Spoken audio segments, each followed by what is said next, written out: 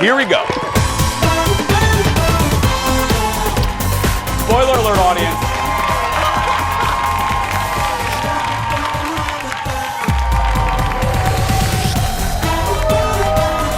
Hi, everybody. Happy Bad Road Day. Hello. Happy birthday. Thank you, Brad. Thank you, everybody.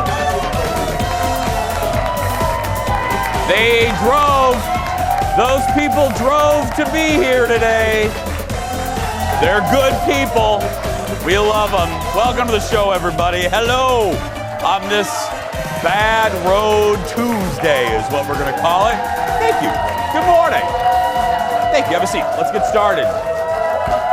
It is Tuesday, February 18th. Welcome to the Jason Show. She is my sidekick sister. Please give it up for Kendall, everybody. Hello, Kendall. Hi. Good morning.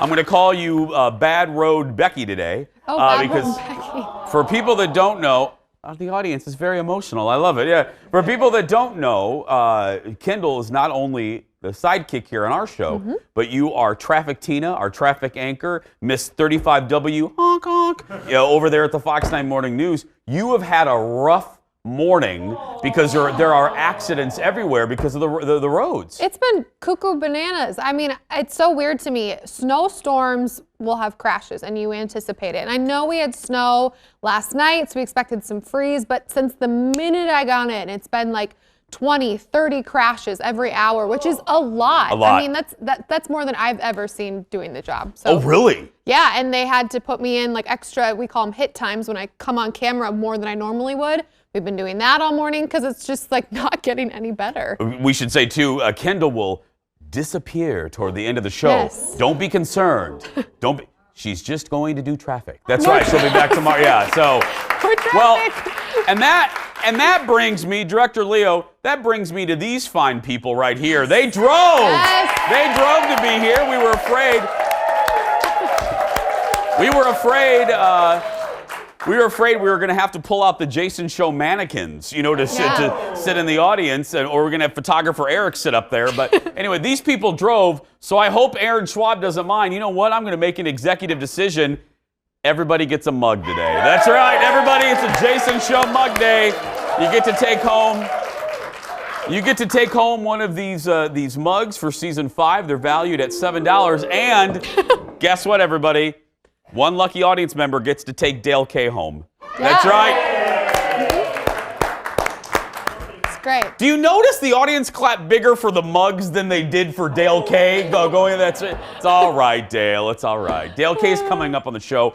Hey, I'm mentioning photographer Eric. So people ask, do you have any hobbies, Jace? When we do the little Q&A, one of them, and you know this, I've been getting into photography over the last year and a half. It relaxes me. And my buddy, photographer Eric, our photographer here on the Jason Show, has helped me. Yeah, he's one of the best.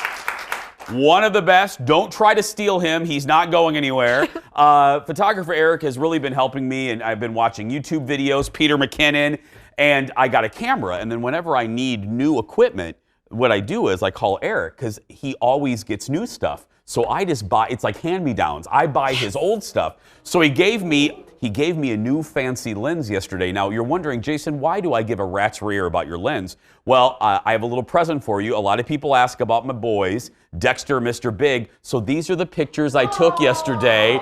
There's my boy. There's Dexter. We haven't seen him in a while. There's my boxer, and then look, here comes Sausage, Mr. Big. There he is. He's sausage in dog form. That's right. There's my Frenchie, Mr. Big. So those are my boys. And Dexter, he's 7 now, and he's starting to get a little gray around his eyes, and it just, I don't want him to get older. I don't want the bubs to get older, but he looks handsome though. He's a handsome boy. Every time we take him someplace, everyone always says, that is one of the most handsome boxers, and he's such a pretty boy. That dog has my heart. Let's get started, everybody. It's time for the hot dish. Here we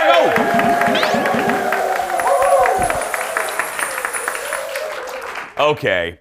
Bradley Cooper impressed enough people with his pipes during A Star Is Born. Oh, I love that movie. I still, that soundtrack. Anyway, that he could actually be in for another role playing another singer. Now, this is according to our friends at the Daily Mail. Bradley has been approached to play Barry Gibb in a biopic about the Bee Gees. Staying alive, staying alive.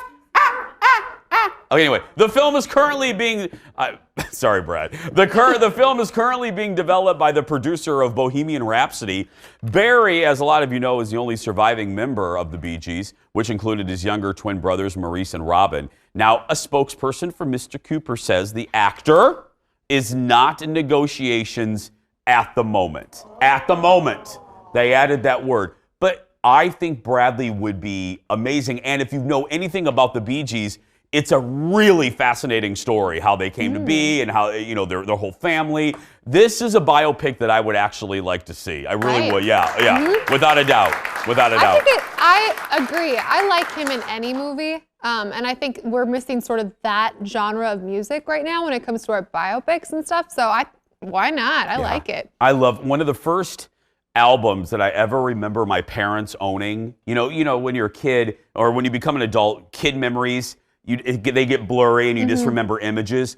I remember as maybe like 6 or 7, seeing my parents' turntable. My parents were young. I mean, my mom is just 65 right now. So when I was a kid, they were like in their early 20s. So they were hip. So my dad had a turntable.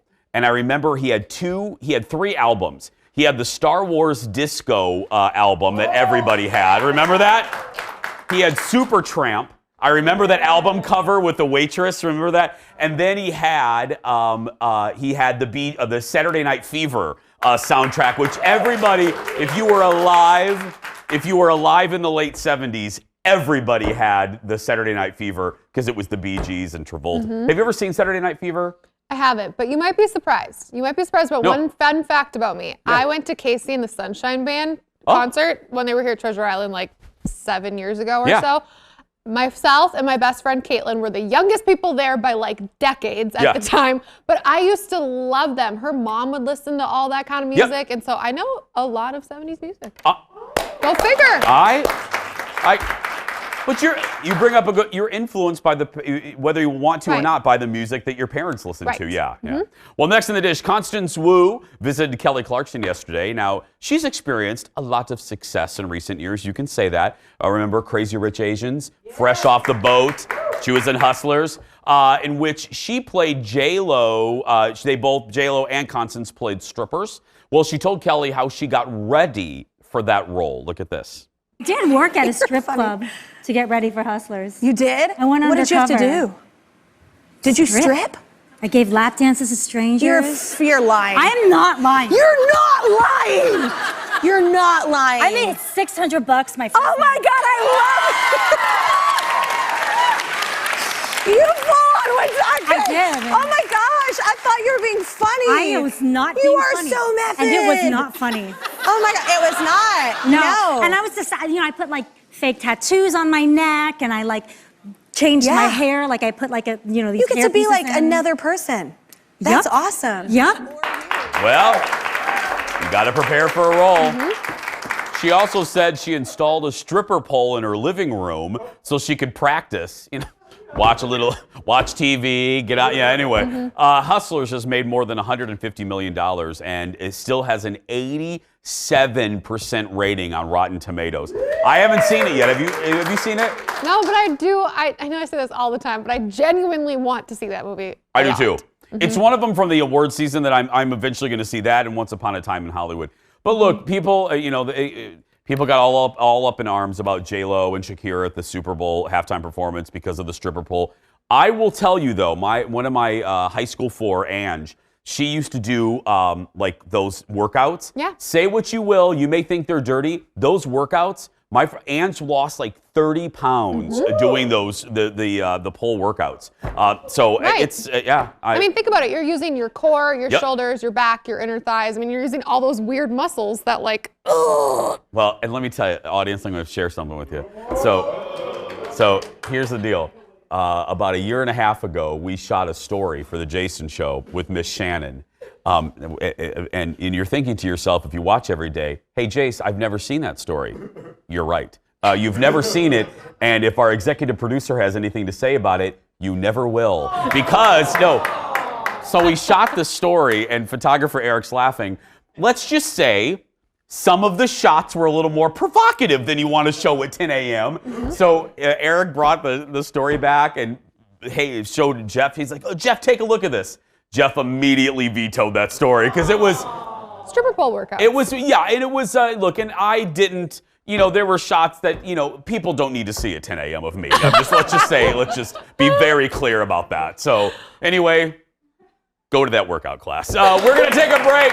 We'll be back after this. Stay with us, everybody. Woo! More hot dishes coming out of the oven. I hope you're hungry. Next, HGTV brought back Extreme Makeover Home Edition. Is this reboot really worth it, or should the bus have stayed parked? Then, it's down to 3 in Bachelor Nation. Is Pilot Pete any more confident about the women? Producer Ted weighs in. And what's the biggest trend with millennials? No, not killing the top sheet. Plants. Yes, plants. Garden guy Dale K is here with the scoop. Stay right there. The Jason Show will be right back. Because I was supposed to meet my family tonight, and you decided that what Marissa told you was more important than meeting my entire family. What is this right now? I don't know. I have nothing to say to you right now. I just have nothing. Do you ever fight for anything that you really want? Yeah, I do. Because I haven't felt you really fight for this. Really? You haven't? It's like That's multiple. funny. But no, I'm being 100% real with you. I feel like every time it's been me trying to talk you down, or you wanting to give up on something, well then, or give up on us. Okay. If that's Do you not agree with that? Yeah, I don't. I do not. From the last rose ceremony or a second one-on-one? No, I don't agree with you. Walking out? No, I don't agree. But I want you to be completely realistic right now. I am so done with this conversation you think it's right possible now. I can't do this. I can't. I'm so done. It's all right. I can't. I'm so serious. Oh my goodness, I can't. I hate everybody on this show. I can't stand a single person on this show. Anyway, it's the latest blow between Peter and Victoria F. We need to keep the Victoria separate. And it happened, as you heard, on her parents' porch in Virginia Beach. Thank you, audience. I know, yeah. We're down to the final 4 on The Bachelor, and that means Peter... And that means Peter headed to the hometowns of the 4 women, and drama reached new levels with Victoria. But was it enough to finally send her packing? Ladies and gentlemen, to find out that answer, we turn to one person. America loves Ted. Joining us from Bachelor headquarters / our control room in Eden Prairie, Ted Johnson. Good morning, Ted. Good morning. I can't stand her. She's an acquired taste. Okay, yeah. That most people have not acquired. Okay, so what happened? We picked that clip up, obviously, mid-argument on the porch. What happened? Give us some context. So there was some stuff beforehand. So they went on their date in Virginia Beach during the day. And they culminated with a Hunter Hayes concert. And in that concert, they did some dancing and flirting and stuff. Here they are. She did not date Hunter Hayes, like she dated that one guy. Yeah. But anyways, he's leaving, and his friend, his former ex Marissa, shows up. She's, covered up with the blue dot. We don't really know why, because we can find out who she is. She's embarrassed to be seen on this horrible show? Yes. Yes. Okay. She knows who Victoria F is, and she says, "Be careful." She says she may have broken up a few relationships in this area. Very kind of vague about what happened. So anyways, he goes in and he says, Victoria F., on her parents' porch, Marissa said some things about you. And then that's what we saw. Let's move south to Alabama, Auburn, Alabama to be exact, with Madison. So Madison, her dad is a coach on the Auburn basketball team. And so they did, this little one-on-one. She won at the Auburn Arena. And then he goes to her home where basketball coach Dad grills him and basically says, is she the one? And he's like, I can't really tell you that, but she's doing well. She's doing well? What do you mean she's... Yeah, so here's the thing with Madison. So he has told Madison, I love you. Madison has not returned that saying. So we don't know. And when they left that date, I felt as though Madison realized maybe this isn't the one for me. Oh, so you're thinking she may be out on her own accord. She's, yeah. Okay. She's super religious, and he's sort of like, yeah, sure. Yeah. It's not going to work. Yeah. Okay, we're moving now to Knoxville, Tennessee. Hannah Ann. Hannah Ann. Kind of been a front runner this whole time. And this is the only one that I think if he chooses Hannah Ann, which he should, choose with your head, it might have a chance of working. Why? She's just very normal. She's not really into the drama. She's just sort of path of least resistance, probably. Yeah, she doesn't look like either in axe throwing either right there, but okay, yeah. Dad grilled him. Dad really grilled him. This is the dad right here, Ted? Yeah. And of course, Peter doesn't really give him much answers, and Dad probably was like, okay. Now, so out of this date, did it, unlike what's her name, with Madison, where she probably was out, Hannah Ann look better or worse coming out of this hometown visit? They've both exchanged I love yous. So we have 2 I love yous so far. Okay. Who did Peter send home first? Well, we only sent one home, and he sent home Kelsey, our girl from Iowa. Oh, no. She put up a good fight, but in the end, the connection just wasn't there, and, apparently he's got a thing for dark hair. Okay. So the blonde had to go, and sad. There's always a sacrificial lamb, always. Who's the favorite going into the finale?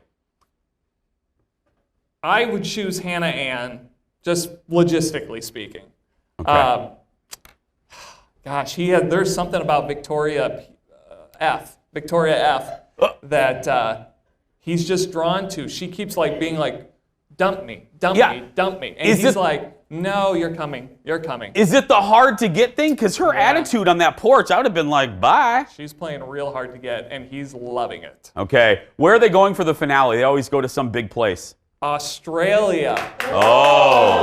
Homeland of Dale K. Dale K's land. Yes. Well, okay. Well, Ted. And Fantasy Suites next week. Oh, that's right. Woo! Fantasy Suites. Ted, thank you very much. Ted Johnson, everybody. Next in the dish. Do you like the Victoria F? She doesn't come across as likable. She cried a lot in the beginning about how he didn't ever notice her, and now she does this complain about how much he wants her. So I think she's just... I don't care for her. Will She's you like a mean Will you girl. do me a favor? Interpret that for me. Put that in the woman computer. What is she saying? What does that mean? I honestly think she's really used to being the center of attention in her friends and family groups, and when she's not, like being on a show like this, she just flips out. I think she's probably not a very nice person. I don't think we'd be friends. Kendall, the woman whisperer. I love it. Yes. Next in the dish. Thank you. We have a blast from the past to talk about. So here's the deal. Extreme Makeover Home Edition is back on TV. Now, the original debuted on ABC in 2003 and ran for 10 years. I can't believe it ran for 10 years. The reboot debuted Sunday on a new network. Here's a little clip of the new one. Look. Good morning, Mayo family!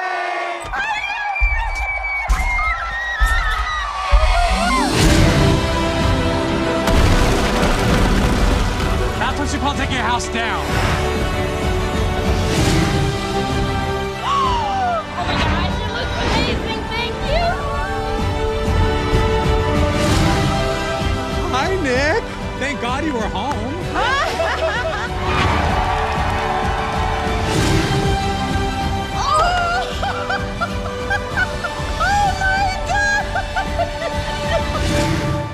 All right, come this way. This is the living room here. This is gonna be the kitchen. I cannot believe this has all happened in one day.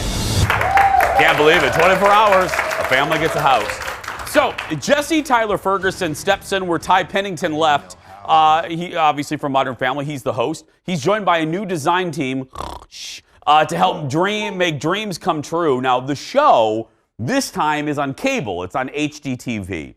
I was very excited for this because I love the original. Sunday nights back in the day, this was what it was. America's Funniest Home Videos. You had Extreme Makeover Home Edition, Desperate Housewives, and Grey's Anatomy. It was that so was the good. best night of television, It was okay? so good. So I loved this show. I was sad when it left. This, no. You know why? And I figured it out. It's the Trading Spaces syndrome. What I mean by that is, now, when this show premiered, this was something special. The reveals, you would cry. You've never seen anything like this. HGTV does reveals like this every single day with huge budgets. So we've become, sadly, desensitized to the grandeur of this show. It's still good. The bones are still there. It's not a bad show, but I'm not joking. I was so excited for it. I was bored after about 20 minutes. Really? And I was trying to diagnose why. And Colin said, he's like, well, because we see this every day on HGTV. And speaking of HGTV, and this goes for TV stations, not ours. We don't do really big ones. See the thing at the bottom of the screen called a bug right there, says Jason? HGTV, this was a big, Jeff knows what I'm going to do. This show was a big deal for them. They spent $1 bazillion on it. They have promoted this show for weeks. And leading up, this last week leading up to the Extreme Makeover, they had a bug on the screen so big you could only see one property brother. It was, I'm not joking. The bug, Leo, take camera 6. Take this. This is how big the bug was. Right there. That's how big. That's literally, that was the logo for Extreme Makeover, and you could barely see a human on the rest of the screen. Stop it, network. Stop it. No, we get it. We get that you need to promote your shows, but not at the expense of the show that's currently on the television. We get it. Drove me nuts. Next in the dish, we're getting our first look at the reboot of Steven Spielberg's cult 80s show. Remember this from like 84, 85? Amazing stories. Look at this.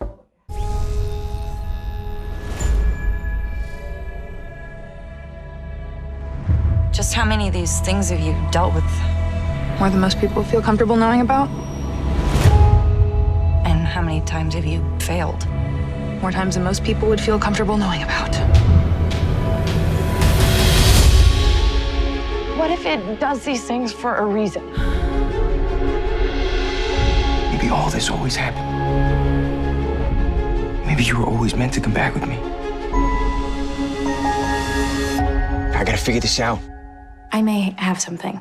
Great. Buckle up. That's right. Buckle up. The anthology series will debut on Apple TV Plus on March 6th. So you can watch it then. I loved the original. I think there's like 6 episodes in this first season. Each, it's like I'm sorry. That bug. It's going to be released every Friday. Every Friday on Apple TV Plus. And if you loved the original, you're really going to love this new one. There we go. Thank you. There we go. That's what I'm not kidding.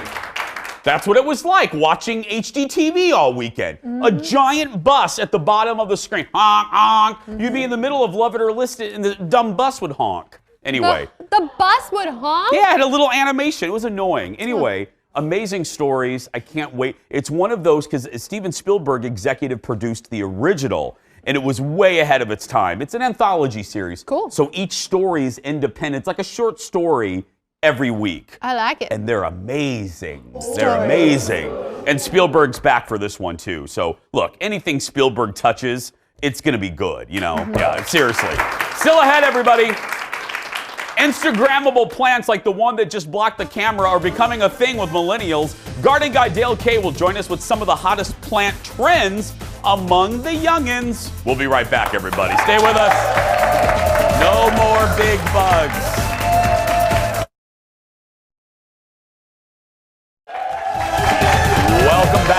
show, everyone. America's favorite gardener's here. He is.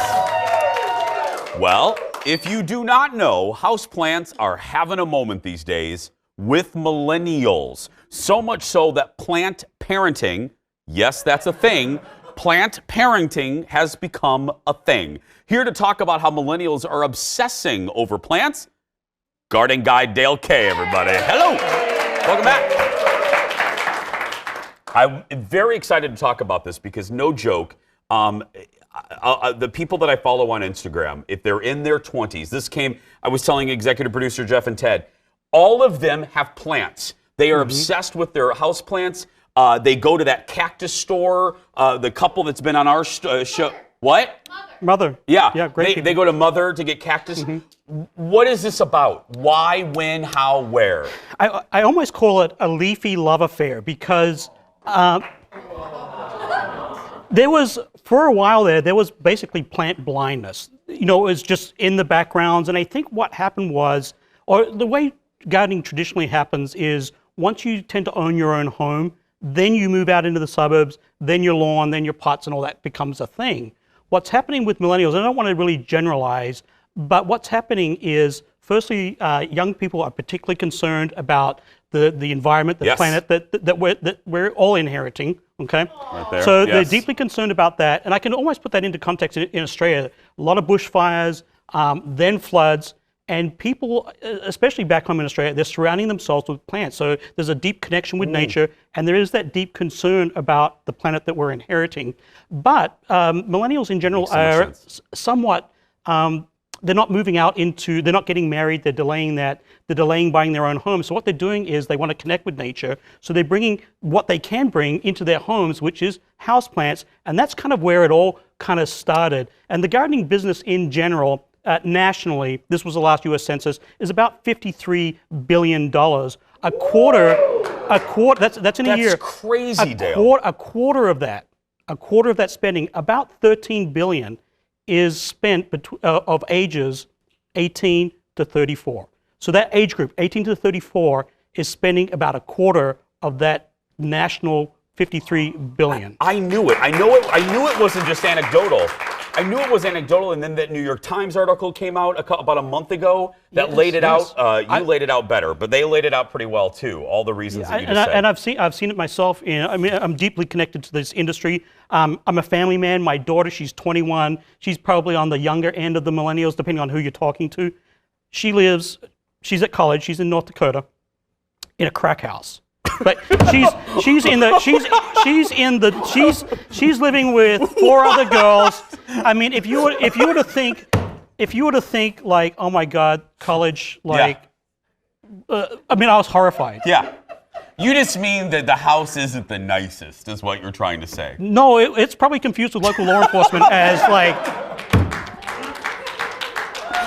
This is perhaps my favorite moment at our show in about a month. Anyway, okay. She has 2 houseplants in a room, and you know I'm the garden guy, yada you. Yeah. I couldn't get her to garden with me for years. She did when she was really young, but all of a sudden she comes back the other 2 years ago and says, Dad, I need some plants for my room. So here in front of us. Yeah, what do we have in this? Here in front of us, I kind of like the grandfathers or the originals of what started this this social craze with millennials, and we'll get into some of the new trends. But it all started with succulents. I was talking to executive producer just the other day.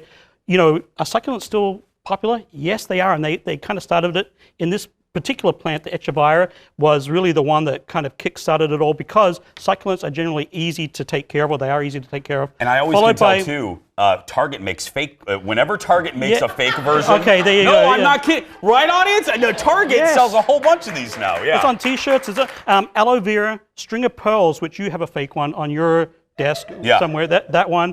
The little pillias, they were extremely popular. This one here, Sansevieria, also super popular. And coming up in the next segment, we'll show you some new trends in Sansevieria. You really can't go anywhere without seeing this leaf. It's on t-shirts, it's on dish soap, it's on DIY television. Monstera delosia, this one is everywhere, and that's probably What is it called? Monstera delosia. And you should probably get that checked out, Dale. You should probably get that. You couldn't give this thing, Thank you, Aaron. 20 years ago, you couldn't give this thing away. And then also on the very end down there is Ficus lyrata. That's also in just about every lifestyle commercial or magazine, show, magazine. So that one is extremely popular as well. Buddy, is that sturdy? Like, is that easily killable? The funny thing is, it's actually a hard plant to take care of. Oh. And that's kind of like, it's really not the easiest one to take care of, but there are some ones that are, most of these in general are super easy. Kendall actually owns just pretty much all of them. All of these. All of these and wants one. So she's a plant mom. She's a plant mom. We'll talk about hashtags too coming up. We will. More with Dale K right after this. Stay with us.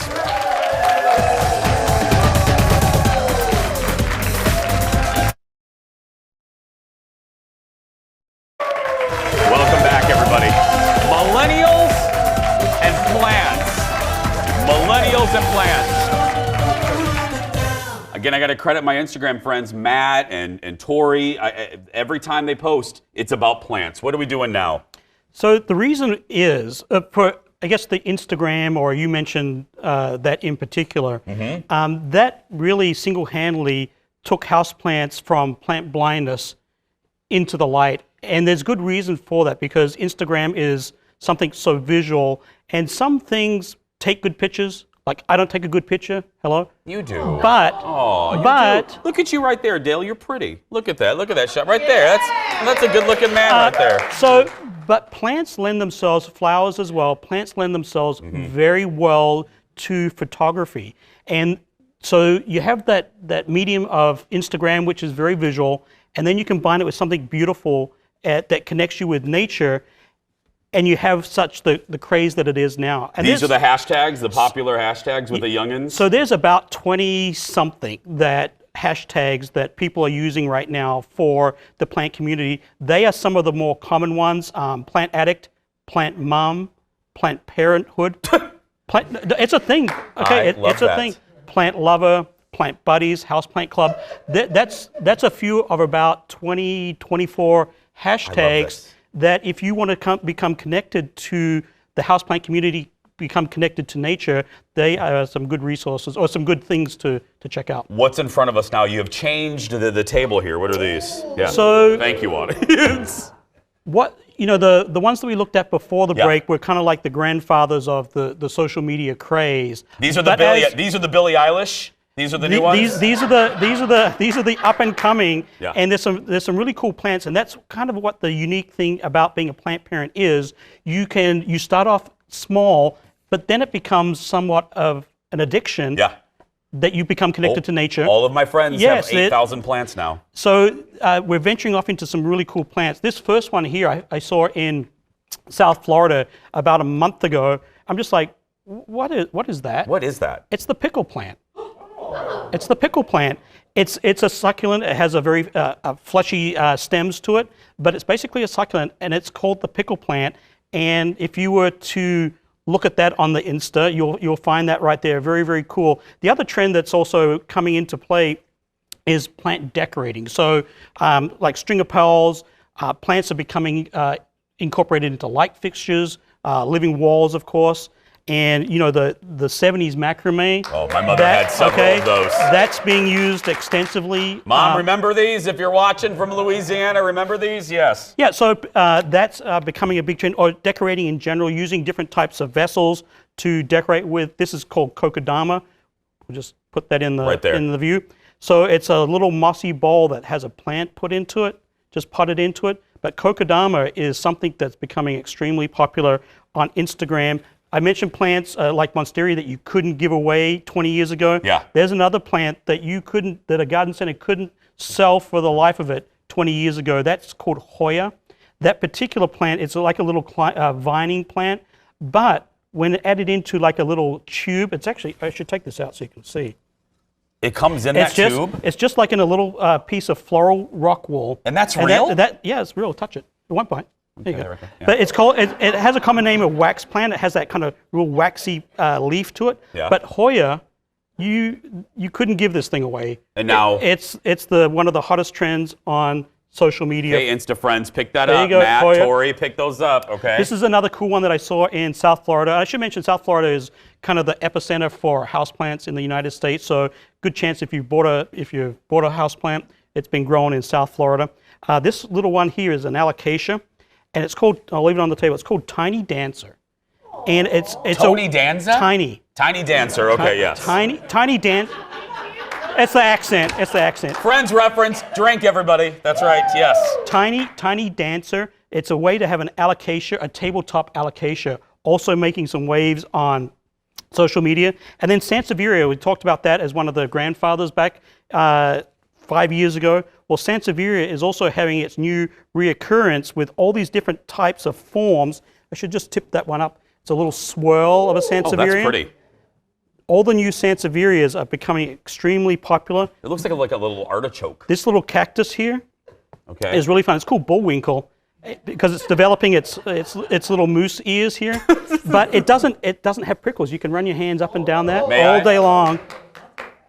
There we go. And then, of course, with the popularity also comes plant marketing, and you can see plants being packaged in cartoon characters, all that sort of thing. So if you don't think that there's something going on towards young people, this is the best era ever for you.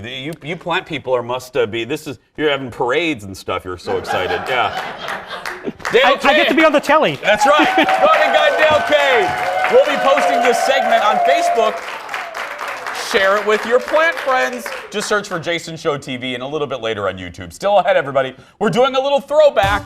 28 years ago throwback when we return. Back after this. You can't have that, Kendall. I'm sorry.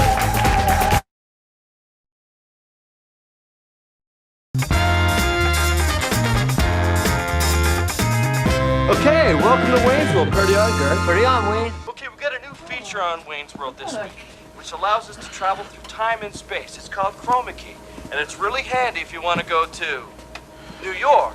Hey, we're in New York. I got a gun. Let's get to a Broadway show. Or say you want to go to Texas. Howdy, partners. Let's raise and rope broncos. Let's go down to the floor. Howdy, y'all. Or imagine being able to be magically whisked away to Delaware. Hi, I'm in Delaware. That's the best. Who can forget that classic scene from the movie Wayne's World? It was the #1 movie on this day in 1992, which was 28 years ago. That gives me heartburn. Welcome back. Get this. That movie remains the highest grossing movie based on a Saturday Night Live skit. Movies, by the way, are an inspiration for today's game time. Here we go, everybody. Today's game is called Alternate Ending. This is going to be fun. Now, here's the deal. There are. You'll be great, Carly. You'll be great. There are many movies that changed their ending after some research. Really. So I'm going to give you. Here's how it's going to work. I'm going to give you an alternate ending to a famous movie, and you have to decide: is that real? Or did the Jason Show research team make up that alternate ending, okay? Playing today, and she's gonna do fabulous. It's Carla, everybody! And her mom is celebrating a birthday. It's Betsy, everybody. That's right. Okay, Carla, Betsy, hands of the buzzers. I am going to read the movie and the alternate ending. As soon as I'm done, I'm gonna say real or fake, and then you can buzz in. Here we go. We're going to start with the movie Pretty Woman. Alternate ending. Instead of the happy ending, Julia Roberts' character gets an envelope of cash from Richard Gere, and the movie ends with no one falling in love. Real or fake? Betsy? I'm going to say that's real. That is fake. Oh. That is fake. That is fake. That's... Oh, what did you say? You said real? Yeah. Oh, that is real. I'm sorry. You're right. Sorry about that. I'll be better about this in about 10 minutes. Okay, here we go. 1 point for Betsy. See, Carlin, you were worried you were going to do bad. The host can't do his job. Here we go. The next movie is Pretty Woman, or Pretty in Pink, rather. What is wrong with me? What were in Dale's plants over there? Yeah. Anyway, Pretty in Pink. Instead of Molly Ringwald's character ending up with Blaine, played by Andrew McCarthy, she ends up with her best friend Ducky, played by John Cryer. Is this real or fake? Carla? Real. It is real. It is real, yes! Whoa. In the original ending, she ended up with Ducky. Audiences hated it. They had to come back and reshoot it. And if you watch that movie, you'll notice Andrew McCarthy was doing a play. He was bald. He had to wear a wig. So Andrew McCarthy in the last scene is wearing a wig. Here we go. Real or fake? We're going to move to Toy Story from Pixar. Instead of ending with Woody and Buzz celebrating Christmas in a new house, the original ending featured them taken away by a new family. Real or fake? Carla. Fake. You are right, Carla. That's fake. Jeff made that up. Yes. Let's move on to one of my favorite movies, E.T. Oh, yeah. In the movie, E.T. goes home on a spaceship, but the original ending had him staying on Earth with Elliot and his family after escaping government scientists. Carla. Fake. It is fake. That's right. Carla's on a roll. My goodness. Who are you? Okay, here we go. Carla, Betsy, hands above buzzers. We're going to move to the thriller 7 right there with Brad Pitt and Morgan Freeman. In the movie, Brad Pitt finds out his wife is a victim of the serial killer and her head is in that box. Oh my. But the original ending had the family pet in the box. Real or fake? Betsy. I'll say it's real. It is real. It is real. Yay. But listen to this. The reason it was changed, Brad Pitt refused to do it if it was a pet in that box. Oh my. So they changed it to Gwyneth Paltrow's head. Yeah, which I guess to Brad was much better. I have no idea.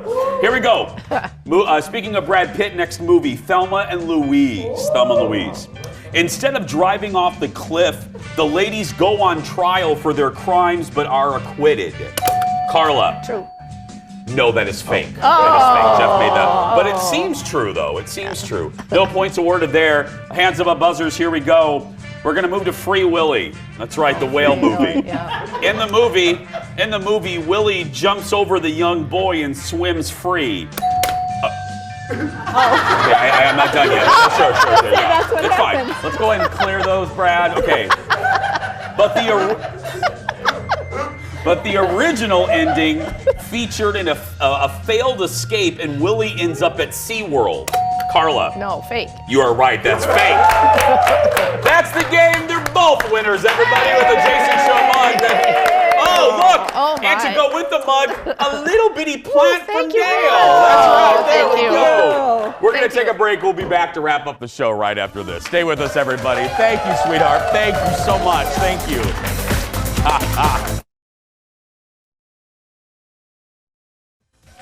Welcome back, everybody. Welcome back. Don't be alarmed. Don't be alarmed. Kendall is off doing traffic. It's a busy traffic day. That's right. You can stay connected with our show on social media. Check us out on Facebook, Twitter, and Instagram. All you have to do is search for Jason Show TV. And don't forget, on our Facebook channel, every weekday morning around 9:15, we do the Jason Show before the show. There we go. You can sit in on our morning meeting. We're going to take a break to wrap things up right after this. Stay with us, everybody.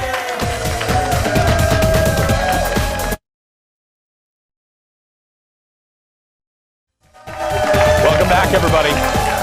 Thanks for watching today. So, we were going to mention this earlier in the hot dish, but you guys know that I'm an alumnus from Red Lobster. I talk about it all the time. I'm very proud of my Red Lobster days. There is a rumor floating around, and I'm waiting for Red Lobster to confirm or deny this. Listen to this. The rumor going around is Red Lobster is going to start limiting the number of biscuits you can have. Right now, their Cheddar Bay biscuits are unlimited. But there's a rumor floating around. A couple radio stations have picked up the story. I don't know where it came from, that they're going to limit you to only having 2 biscuits per entree, and then you have to buy more. As somebody that worked at the Claw, let me just say to the Claw, people are going to pick it like the villagers in Beauty and the Beast. I mean, they're going to have pitchforks. I'm just saying, but and if you can't get your biscuit fillet there, I know another place you can get yours. Tomorrow on the show, Joke. Tomorrow on the show, we're going to chat with the organizer of the chef competition Culinary Fight Club and how you can check out the event. Plus, will producer Ted find his way into a Hallmark movie? He visited the set of Christmas in Farmstead to make his dreams come true. I don't even know how this turned out. You're going to find out tomorrow. But right now, go out there and be yourself, everybody, because nobody can tell you you're doing it wrong. Thanks for watching. Have a good day, everyone. Drive safe.